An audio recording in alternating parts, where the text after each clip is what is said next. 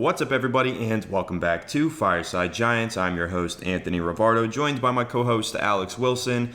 And the New York Giants came crashing back down to earth yesterday, losing to the New Orleans Saints on the road. Of course, the three-game winning streak, the Tommy DeVito mania, was a lot of fun for us, especially for me. But now that we've suffered that defeat and we are 5-9 on the season, it looks like the playoff hopes are dead. Now, were they ever really alive? Probably not, and I knew that, but I just wanted to be a dreamer. I wanted to hope and see Tommy DeVito lead us to the promised land. I knew it wasn't realistic. I knew that it was probably going to end in disappointment, and now it finally has. So the Giants, 5-9, holding a top 10 pick in the NFL draft, according to ESPN Analytics, holding a 59% chance of landing a top 5 pick in the NFL draft. It's a tough schedule upcoming in these final 3 weeks of the season, and again, it looks like the New York Giants season really is officially over. So we're going to go ahead and talk about that. Talk about this offensive line that really just sunk this ship. I mean, you could talk about yesterday's game and how bad the offensive line was, but it's really been a year-long thing, multi-year-long thing. It's been happening for seasons and seasons, and yesterday's game really highlighted the desperate need that the Giants have for reinforcements on the offensive line. So we'll go ahead and talk about that as well and really just discuss the future status of this team with 3 weeks left to play in the 2023 season. But before we dive into all that, make sure to like if you do enjoy this episode, subscribe to the channel if you are new, ring the bell so you don't miss an episode, and comment your thoughts on the topics down below in the comment section. If you listen on Apple or Spotify, please make sure to leave us a 5-star review and go ahead and follow us on all of our social media channels at Fireside Giants. Without further ado, Alex, how are you doing today, my friend? How are you feeling after yesterday's playoff hope-killing loss? Well, as I've been saying for a couple of weeks now, I might as well buy into the playoff kind of narrative if we're going to win 3 consecutive games. But this Giants team, as we both can acknowledge, is not a good team. The New Orleans Saints put them in their place. We saw 2 bad teams in the Patriots and obviously the Washington Commanders go up against the Giants, and they were embarrassed, or really it was just kind of a low-scoring ordeal for the most part, except for that Washington game where Tommy DeVito had like 3 passing touchdowns, and then the Packers just didn't show up. So that was kind of I think that was more of an anomaly in their season up to this point, or at least over the last couple of weeks. And then you look at kind of this weekend against New Orleans, they didn't have Ryan Ramczyk, they didn't have Chris Olave. They were down 2 major offensive players, and they just shredded our defense, man. Our defense struggled. Alvin Kamara was dominant, as he usually is. They made the most of guys like Juwan Johnson, rather, had a couple of big catches, including a touchdown at the end. And the Giants' offense struggled, and, you mentioned it, the offensive line. Once again, we have to be thinking about how to reinforce that unit. So here's the truth, guys. Everyone that's going to call for the Giants to use a top pick on an offensive lineman or an offensive tackle, whatever it might be, keep in mind, rookie players don't usually dominate right off the bat. Keep in mind that if you go out and draft an offensive lineman, they are probably going to suck in their first season. It takes a year or 2 for offensive linemen to really find their ground, find their groove. It's not going to be a plug-and-play solution. So, everyone's like, oh, we need to find a guy in the first round or a second round. I do think that getting a guy in the second round to develop for a year or 2 would be a good scenario. It's not a solution. You know what I mean? We're right back where we started next year because we have to now develop a player who is going to struggle in year 1. So, my solution, I think you probably agree with this, throw a little bit of money at it or trade for somebody. I think that's kind of what the Giants need to do. You can't trust Evan Neal. He can't stay healthy. Clearly, he's not a very good player anyway. They need to go out and sign a right tackle or trade for a guy on an expiring deal that they can look to extend. Maybe someone that's on the rise, but on a team that needs draft capital. There's going to be a team out there that's looking to rebuild. For example, the Panthers or whatever it might be. They changed some coaches. There's going to be some teams that fire sale everybody. The Raiders are probably going to be in a weird spot even though Antonio Pierce is doing a tremendous job over there. Love the guy. There are going to be teams here that do see some turnover, and with that being said, the Giants may be able to capitalize on that, try to grab a decent offensive lineman, trade for a second-round pick, let them rebuild a little bit. There will be some opportunities, but the Giants need to throw resources at that offensive line, and it just can't be draft capital. It's got to be money, got to be picks in terms of trading for established talent, because we can't sustain this any longer. And a lot of people make the argument, if we go out and get a new quarterback, which I am 125% down for, Tommy DeVito, great story. Although I did hear that, I don't know if you saw that tweet that he did his agent canceled a meet and greet with an autograph signing. It was $10,000 at some pizza place. His agent canceled it and then demanded $20,000. Classic Italian businessman, dude. That's a classic freaking move. But kind of stupid. I feel like, your 20 seconds of fame, don't ruin it. You know what I mean? Like, it definitely stained it a little bit. Obviously, hopefully he can continue developing into a decent backup, and that's really all I see him as. I know, you also believe that he's probably going to become a backup.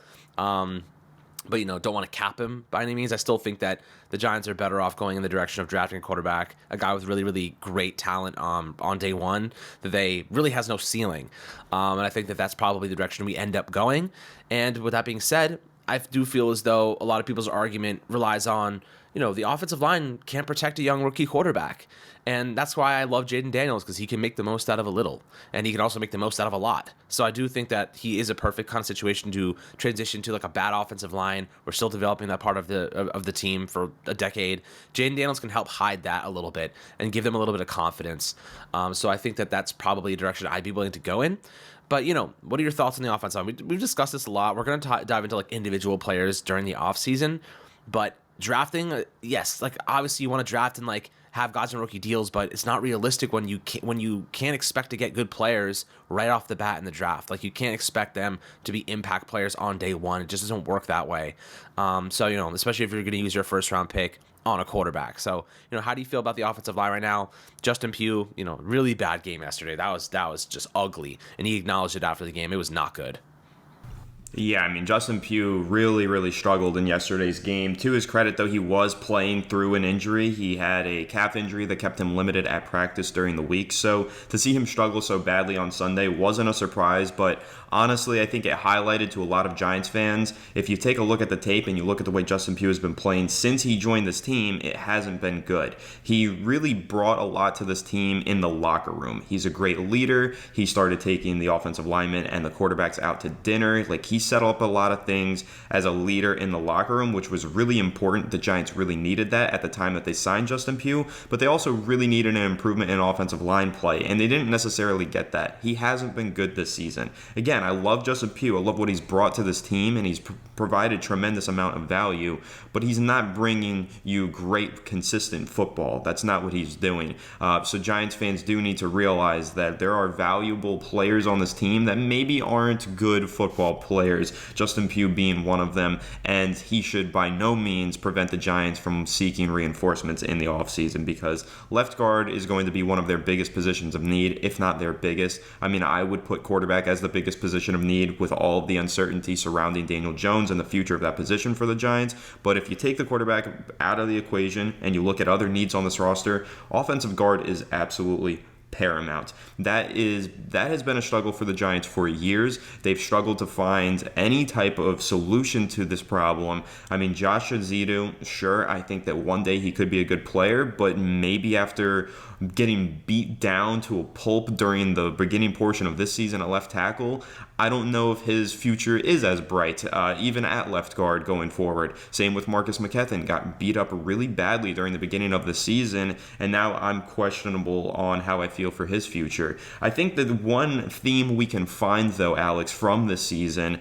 is a lack of development from the Giants offensive linemen and a lack of improvement on the little things, right? We saw this offensive line struggle with stunts from week 1, and it's week 15. And they still don't know how to recognize or pick up any stunts. And it just shows me really poor coaching. I think that this is a coaching problem more so than anything. Yes, it's also a talent problem. The Giants don't have a good right tackle. They don't have a good left guard. I understand that. But if you take a look at Andrew Thomas at left tackle, that's a stud. You take a look at center John Michael Schmitz, that's a young player who should be playing a lot better than he is right now. He should at least be showing signs of improvement week to week, and he really isn't. And then you take a look at Ben Bredesen at right guard. He's a solid player, but again, overall, this offensive line struggled to show signs of improvement throughout the year and really just messed up all the little things. They didn't pick up stunts. They didn't know how to get the right protections called. Their communication was poor. And again, to me, that looks like a coaching problem. So I think that the real solution to this offensive line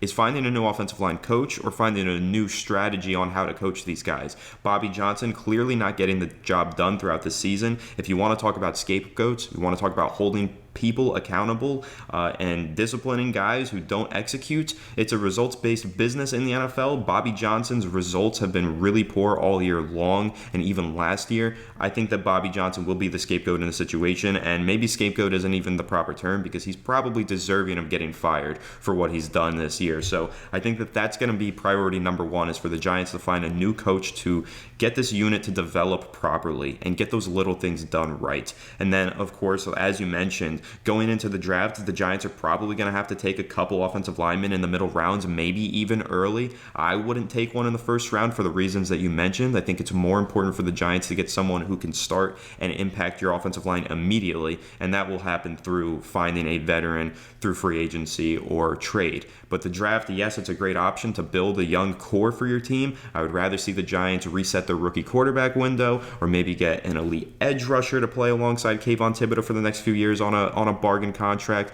But I don't think that investing more picks into offensive linemen and expecting them to make an impact from year one is really the right strategy. So it's going to be an interesting offseason. The Giants are going to have to make a lot of changes to their unit up front. I think that the holdovers will be Andrew Thomas and John Michael Schmitz, but other than that, I think that they have 3 spots open on their offensive line, which is not where they want to be. Yeah, Evan Neal still factors into this equation somehow. He'll find the place on the line probably, but I don't think that he's guaranteed a starting job, and in fact, I think he's going to have to fight really hard to prove that he deserves one, because he really hasn't shown in any way that he does. He's got 3 weeks left in this regular season. If he returns from injury and plays, maybe he can show some confidence to the Giants organization, give them a reason to let him compete for a starting job. But honestly, I think that the Giants are kind of in the same headspace that fans are, in the fact that we know that Evan Neal is a bad football player and it's time to seek a replacement. So I think there's going to be a lot of changes to the offensive line this offseason, Alex, but I do want to know your thoughts on changing the coaching offensive line coach, Bobby Johnson, and not getting the job done. I know he's a player that we were kind of excited about when the Giants first hired him. We read some good things about him, saw the development of some of the offensive linemen over in Buffalo, really read about his mentality and the way that he compared his coaching style to others, and we bought in. We thought it was exciting, and also we trusted Brian Daboll to get the hiring right. But unfortunately, it appears as though Brian Daboll did not get the hiring right, and I have to assume that he's going to be making a change at the offensive line coach position. But what are your thoughts on that? Do you think that it's right to make Bobby Johnson the scapegoat here? Or do you think that the problem is less so coaching and more so a lack of talent? I mean, that's such a loaded question, because I think they're all bad. You know what I mean? The only player that was good this year is Andrew Thomas. It's the only one. And Bobby Johnson's been bad. Justin Pugh's been bad. John Michael Schmitz has had a really tough rookie year. Ben Bredesen's been bad at right guard. Evan Neal and Tyree Phillips are, not good players. And look, something has to be said about the Texans having a decent line, despite the fact that, they lost 6 players to IL, IR. So, now you ask yourself, the Giants failed to come together. Why is it? And Anthony, this is my take. Why is it that it took Justin Pugh to lead these group of men? You know what I mean? All he is a leader, right? He's not a great player anymore. Clearly, he's been bad for weeks. He's a fine, flexible backup. That is what he is, and I think that's a valuable piece to have for what it's worth. A guy that can play multiple positions at a competent level, like that's valuable. But why is it that our leader was a guy we signed off the freaking couch? You know what I mean? The offensive line coach should be rallying those troops, should be motivating those guys. The cohesion, the chemistry, the development, it should be on him. It should not be on a guy you just plucked off the freaking couch to play left guard or left tackle for you. That's not what it should be. That's a coaching problem to me. So, with that being said, I do believe like Andrew Thomas is outspoken. He seems to be a leader. Like why isn't he the guy? Like, you know what I mean? Like, and I think he is the guy. Unfortunately, there's a lack of talent. And there's a lack of coaching there. The Giants need to fire Bobby Johnson, not because he should be a scapegoat, because he's not doing a good job. Like, that's the simple reality. If you're not doing a good job, you should not be coaching professional sports or a professional unit for the Giants. With that being said, the Giants need to throw legit money at a really good coach to come in here. You know what I mean? They need to look, the money does not count against the salary cap. You know what I mean? Throw a 2 mil on a really good offensive line coach that is going to come in here and help you turn this unit around once and for all. Because the Giants are a laughing stock. Think about how much more money they would make. That $2 million would be made in one day if our offensive line could give our quarterback any sense of time in the pocket. You know what I mean? All the chicken tendies that would be sold would pay for the offensive line coach in one freaking game. So like that's kind of how I see it. Like, it's a major investment to make because, obviously you're paying him really big money, but the Giants are failing because of their offensive line most seasons. Like, their defense has been solid for the most part. It's their offensive line that has been one of the worst it's been ever. Like, one of the worst lines in football for a decade. You know what I mean? Throw some money at the coaching position. Ask him what he needs. What do we need to do here? We have some really good, draft selections. We have some money that we can spend in the free agency market. What do we have to do here to get this thing right? So that's my personal opinion. Go get a real established coach that has a successful history in the NFL coaching offensive line. So that's my take on that. I don't think Bobby Johnson necessarily is a scapegoat. I think he's just fired because he's not a great coach, and like that sucks. And I wish the best. He seems like a good guy. I have nothing bad to say about him as a man, but unfortunately the offensive line has been really bad. And like, if you're not good at your job, unfortunately sometimes that requires change. So at this point, I do believe that there's going to be changes there. There's going to probably be a couple changes. Thomas McGaughey is another one. Our special teams unit is routinely awful. Like, just every single week. It's like, what? The only good thing about this season has been Jamie Gillen, who kicked a 40-yard field goal yesterday. He's been a really solid punter this year. Obviously, he's been really, really consistent. Gunnar Olszewski has been a really solid punt returner for us because we didn't have a guy that could catch previously before that. Ask me why our coaching staff feels as though we need to be walking out Eric Gray, who can't catch to field punts. I don't know. I really just don't know. So at this point in time, changes are needed. Gonna have to spend some money. Gonna have to use your draft capital in some ways. But yes, like, to the crowd of people that say we cannot draft a quarterback because our offensive line is terrible, having the quarterback makes your offensive line a lot less of a problem. Reinvesting into your offensive line to correct that with a really great coach can help you solve that problem. So you draft a great quarterback, you can do a lot with a little, and then you take your resources, you get yourself a really great coach, and then you invest some money or draft picks in terms of trading them, or finding a second-round guy that can develop with some upside. Maybe just really good at pass protection or really good at run blocking. You need to develop the other portion of it, and you go from there. So, like, right now, the Giants have options. This is not the end of the story, but they got to throw some real money at this coaching position because we can't keep going on like this and expecting different results. Yeah, no, I agree with you. I think that the offensive line coach position is the top assistant position that the New York Giants need to overturn this offseason. I mean, look at how bad this unit has been for years and years. And again, I just harken back to the lack of development. I really like the point that you made about the lack of leadership in the offensive line room. That's a really great point to make that I hadn't even fully thought of. Of course, I mentioned the Justin Pugh situation, how he stepped in as the leader. But you're right, that did highlight the situation here where the offensive line coach was not leading this unit properly. And that is something that the Giants need to change. They need to find a true leader of men to be that offensive line coach. And again, they need to find somebody who's keen at developing these players because they do have young talents on this offensive line. Evan Neal is a young talent, John Michael Schmitz, and you've got Marcus McKethan and Josh Azidu. In an ideal world, those four would have been starting with Andrew Thomas at left tackle this season, but that's not possible because these guys have not developed since they've gotten here last year. So that really, to me, highlights a lack of development, a lack of proper coaching on Bobby Johnson's part. So it's going to be difficult. You never want to see somebody lose their job, but in this situation, the Giants do need to make a difficult decision here and find a new offensive line coach, in my opinion. But other than that, we've got 3 weeks left in this regular season. Alex, what's the outlook here? I mean, obviously we're barreling towards a top 5 pick. For a minute there, we were barreling towards a top 3 pick. Then it looked like maybe we'll fall outside the top 10. Now the analytics say there's a 59% chance that it is a top 5 pick for the Giants. So I'm assuming that you're ready to start looking ahead to draft season, start looking ahead to the offseason. Of course, Giants still got to handle business. They still got 3 games left, but it's against the Eagles, the Rams, and the Eagles again. So winning any of those 3 games is going to be probably an insurmountable challenge for this New York Giants team. But how are you feeling with the season finally coming to a close? I assume you're just ready to get it over with, ready to see this offseason take shape. But what are you keeping an eye on throughout these final 3 3 games that might have a significant impact on some of the things that you're looking at in this upcoming offseason? I think I've seen enough, to be honest with you. I think I've seen enough to know exactly what I feel needs to happen here. Look, we have a nice couple of young pieces. Kayvon's had a good year. Deontay Banks has had a solid rookie season. Bobby Okereke and Micah McFadden are a legit linebacker duo. Dexter Lawrence without Leonard Williams, Dexter Lawrence remains a monster. A'Shawn Robinson has been a really nice piece. I think we should keep him.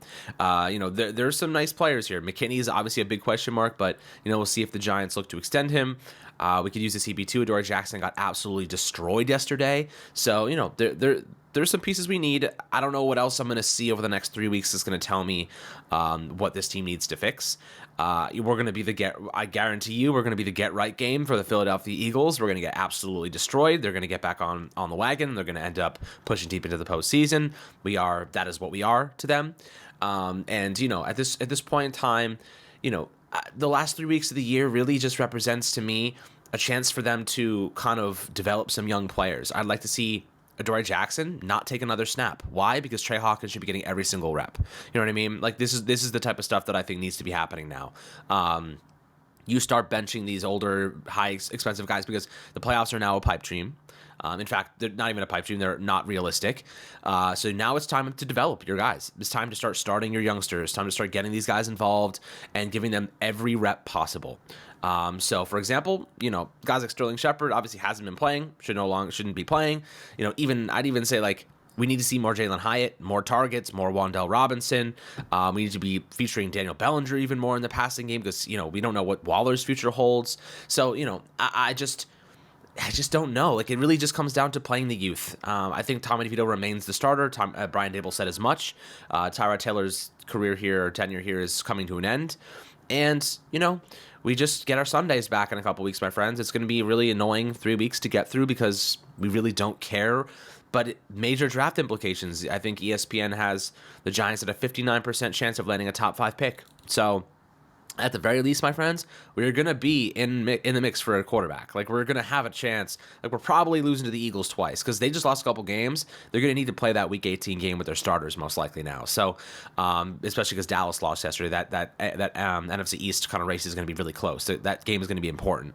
And obviously, the Rams are a good team. Like, they're probably going to dog walk us. And, I do feel as though this rest of the year is more so just going to be about the draft. And we're going to be waiting for the draft in 2024, and we'll keep you guys updated on all those fronts. But, the new quarterback is very much in the picture. And I think, and you guys know my stance, I don't trust DJ coming off an ACL tear to save this team. I can guarantee you Brian Dable and Joe Shane, with basically one more year to get this thing right, isn't going to bet on Daniel Jones with an ACL tear to save their jobs. Because I certainly would not be banking on Daniel Jones, who had most of his production, not most, but a good portion, 700 rushing yards last year and multiple touchdowns. I'm not betting on him to come back and run his way to wins. There's just no way. I just can't see it happening. So right now, heavily looking at the quarterbacks. We're going to obviously break all those players down in the offseason. But for now, we just survive the next couple of weeks, and it's been a fun ride, my friends. Another down season, but we appreciate you guys always being involved with us and watching and listening, and we're all diehard fans here, and we just want to win football games, and we're hoping the Giants can finally figure this thing out. Yeah, I mean, that's 100% true. Listen, it's been a struggle of a season to get through in many ways, and it's not over yet. We've still got 3 weeks left in this regular season, have to struggle through 2 more divisional matchups that we're very unlikely to find wins in. But of course, I do appreciate all the Fireside Giants viewers and listeners joining us all season long and continuing to join us for these final 3 weeks. And listen, it's one of those situations where we were grasping at straws, trying to find the semblance of hope for these past 3 weeks. The Giants went on a winning streak. Maybe it really hurt their draft position and hurt the future of the franchise. We'll know in 5 years from now whether or not it did, but you can't really say that right now. And honestly, I'm still really happy with the way that these last 3 weeks went. Like, I loved the Tommy DeVito story, and I still will stand on my business. I will stand on what I was saying.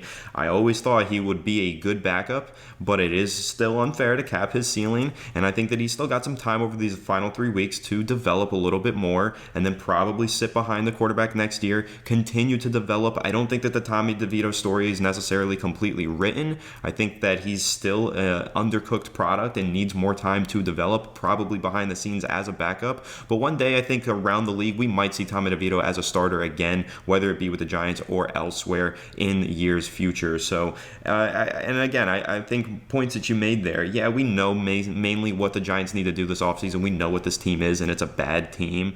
But there are still some questions, and I like a couple that you mentioned. What's going on with Darren Waller in this offseason? We need to see more Daniel Bellinger. What's going on in the receiving core? We need to see more Jalen Hyatt. I don't really understand the lack of involvement for some of these playmakers in the Giants offense. And again, that opens up a larger question for the offseason. What goes on at the OC position? Does Mike Kafka remain there? Does Brian Dable take the reins? What happens? There's many storylines to follow. And again, there are going to be some key things that I'm keeping an eye on through these final 3 weeks of the season so I can get some better answers on guys like Jalen Hyatt and a few others as the Giants prepare to probably make some significant roster changes and personnel and coaching changes in the offseason. So it'll be interesting. And of course, we're going to update you on everything that the New York Giants do this offseason right here on Fireside Giants. So make sure to like if you did enjoy this episode. Subscribe to the channel if you are new. Ring the bell so you don't miss an episode. Comment your thoughts on the topics down below in the comment section. If you're listening on Apple or Spotify, please make sure to leave us a 5-star review and go ahead and follow us on all of our social media channels at Fireside Giants. Without further ado, we'll catch you all on the next one. Have a good one, and let's go Giants.